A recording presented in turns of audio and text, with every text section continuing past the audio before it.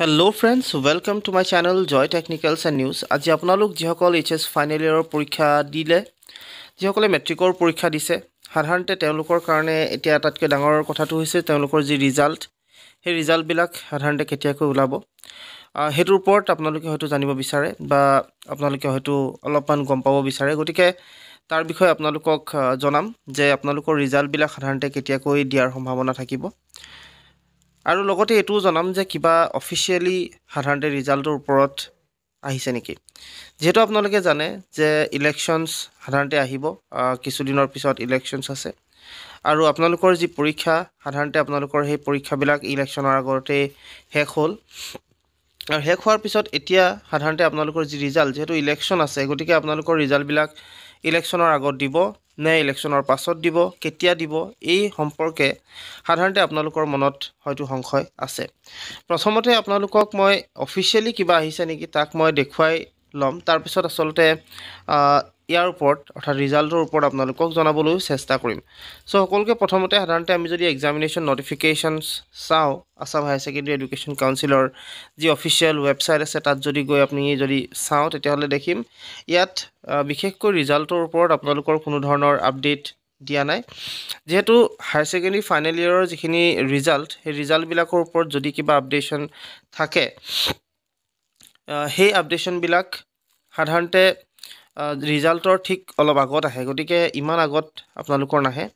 চ' সেইবাবে আপোনালোকৰ ইয়াত কোনো ধৰণৰ আপডেশ্যন এতিয়ালৈকে দিয়া নাই। আৰু দ্বিতীয় কথাটো হৈছে যে আপোনালোকৰ আছাম হায়াৰ ছেকেণ্ডেৰী এডুকেশ্যন কাউন্সিলৰ যিটো অফিচিয়েল ৱেবছাইট তাত সাধাৰণতে নটিচ হিচাপে আপোনালোকক প্ৰত্যেকটো ইনফৰ্মেশ্যন প্ৰদান কৰে, যিহেতু আপোনালোকৰ ফৰ্ম ফিল আপেই হওক বা এডমিট কাৰ্ডৰে ডিষ্ট্ৰিবিউশ্যন হওক বা বিভিন্ন ধৰণৰ যিবিলাক মাৰ্কছৰ ওপৰত, মাৰ্কশ্বিট ওপৰত গোটেইখিনি কথা আপোনালোকৰ ইয়াত। কিন্তু আপোনালোকৰ যি ৰিজাল্ট, সেই ৰিজাল্টৰ ওপৰত সাধাৰণতে এতিয়ালৈকে কোনো ধৰণৰ আপডেট দিয়া নাই।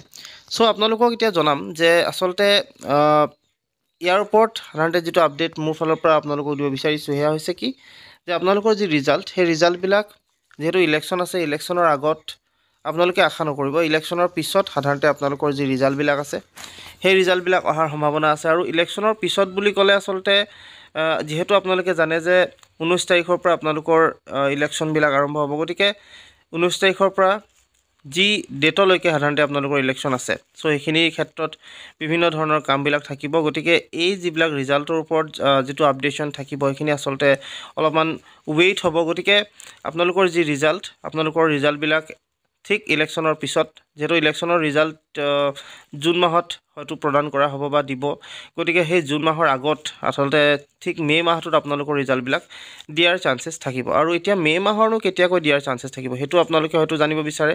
গতিকে ইয়াৰ ক্ষেত্ৰত আপোনালোকক এটাই কথা ক'ব পৰা যায়, এটা সম্ভাৱনীয়তা সূচক হিচাপে আপোনালোকক জনাব পৰা যায় যে আপোনালোকৰ যি ৰিজাল্ট আছে মে' মাহৰ ঠিক তাৰ মাজভাগত, অৰ্থাৎ আপোনালোকৰ ধৰি লওক ফাৰ্ষ্ট উইক ঠিক নহ'লেও মাজৰ ভাগ, অৰ্থাৎ মাজৰ যিটো সপ্তাহ আছে সেই ছেকেণ্ড উইক বা থাৰ্ড উইক, এই ছেকেণ্ড বা থাৰ্ড উইকৰ ভিতৰত হয়তো আপোনালোকৰ ৰিজাল্টবিলাক দিব। যিহেতু মে'ত যদি আপোনালোকৰ ৰিজাল্ট দিয়ে আৰু জুন মাহত আপোনালোকৰ বিভিন্ন ধৰণৰ এডমিশ্যনছৰ প্ৰক্ৰিয়া আৰম্ভ হৈ যাব বা বিভিন্ন যিবিলাক সাধাৰণতে কাম থাকে, গতিকে গোটেই কামবিলাক আৰম্ভ হ'ব, ডিগ্ৰী এডমিশ্যন হ'ব, কিছুসকলৰ higher secondary first year admission হ'ব, গোটেই প্ৰক্ৰিয়াটো যিহেতু আৰম্ভ হ'ব, গতিকে আপোনালোকৰ যি ৰিজাল্ট মে'ৰ ঠিক মাজভাগত আপোনালোকে পাব পাৰে, চান্সেছ থাকিব পাৰে বা সম্ভাৱনীয়তা আপোনালোকৰ থাকিব পাৰে। গতিকে সেই সময়তে সাধাৰণতে আপোনালোকৰ ৰিজাল্ট দিয়াৰ কথা ভবা হৈছে বা আপোনালোকৰ দিব পাৰে।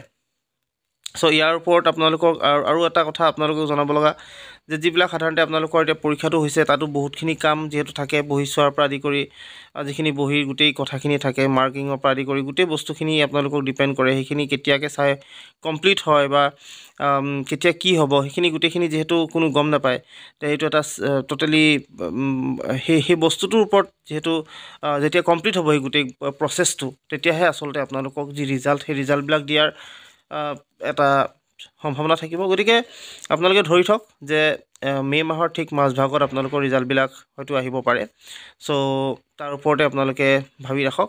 আৰু দ্বিতীয়টো কথাটো হৈছে আপোনালোকে যদি চেনেলটো, এই ভিডিঅ'টো আপোনালোকে যদি ভাল পাইছে তেতিয়াহ'লে প্লিজ লাইক, শ্বেয়াৰ, ছাবস্ক্ৰাইব কৰিব, আৰু যিমান পাৰে সিমান শ্বেয়াৰ কৰোঁ যাতে সকলোৱে নিজৰ যিখিনি সন্দেহ, নিজৰ যিখিনি সংশয় আছে সেইখিনি আঁতৰাব পাৰে বা এটা গম পাব পাৰে এটা সম্ভাৱনীয়তা সূচক এটা ডেট তেওঁলোকে পাব পাৰে। চ' তাৰ কাৰণে আপোনালোকে শ্বেয়াৰ কৰি দিব। চ' আজিলৈ আপোনালোকে এইখিনি কথা জনালোঁ। আশা কৰিলোঁ ভিডিঅ'টো আপোনালোকে ভাল পালে। যদি ভাল পালে তেন্তে প্লিজ লাইক শ্বেয়াৰ ছাবস্ক্ৰাইব কৰিব, লগতে কাষত থকা যিটো বেল আইকন সেইটো প্ৰেছ কৰি আজিলৈ ইমানেই। ধন্যবাদ।